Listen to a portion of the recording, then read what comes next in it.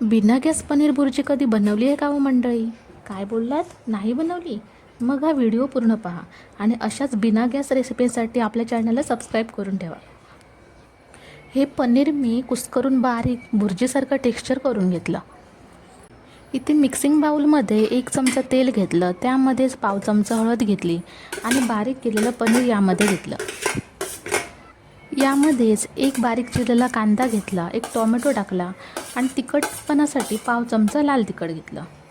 वरून छान लिंबू पिळून घेतला आणि चवीपुरतं मीठ टाकलं. आता हे सर्व छान मिक्स करून घ्यायचं.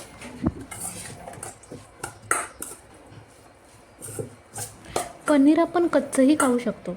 ज्यांना कच्चं खाल्लेलं चालतं ते ब्रेड, पाव किंवा चपातीसोबत देखील ही भुर्जी अशीच खाऊ शकतात. इथे मी एक इलेक्ट्रिक सँडविच मेकर घेतलं, त्यावरती थोडंसं तेल लावलं आणि त्यावर ही भुर्जी पसरवली आणि झाकण बंद करून 5-10 मिनिटे छान वाफवून घेऊया.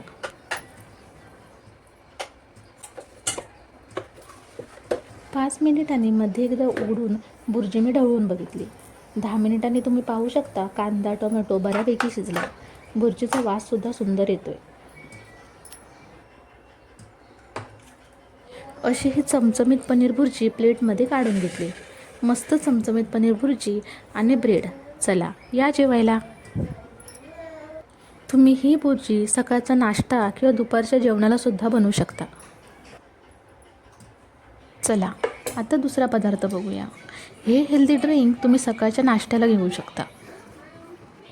2 केळी घेऊन असे पीस कट करून घेतले. नेमका आजच मिक्सर खराब झाला आहे, नाहीतर मी हे केळ्याचे तुकडे दुधासोबत मिक्सरला फिरवून घेतले असते. पण आपल्यासारख्या गृहिणींकडे जुगाड तयारच असतो. चला पाहूया. हे केळ्याचे काप मी असेच एक काटे चमच्याने बारीक स्मॅश करून घेतले. केळं पूर्णपणे स्मॅश झालं पाहिजे. केळ्याचे बारीक तुकडे नाही ठेवायचे हां.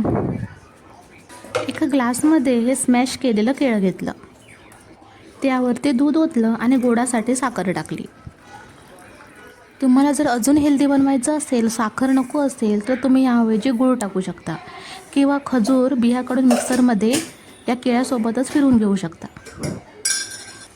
आणि आता फ्लेवरसाठी यामध्ये वेलची पावडर टाकली. आता हे छान मिक्स करून घेऊया. तुमच्या आवडीनुसार तुम्ही वरून ड्रायफ्रूटचे तुकडे टाकू शकता. तर मग मंडळी, आजच्या 2 रेसिपीज तुम्हाला कशा वाटल्या कमेंट करून नक्की सांगा.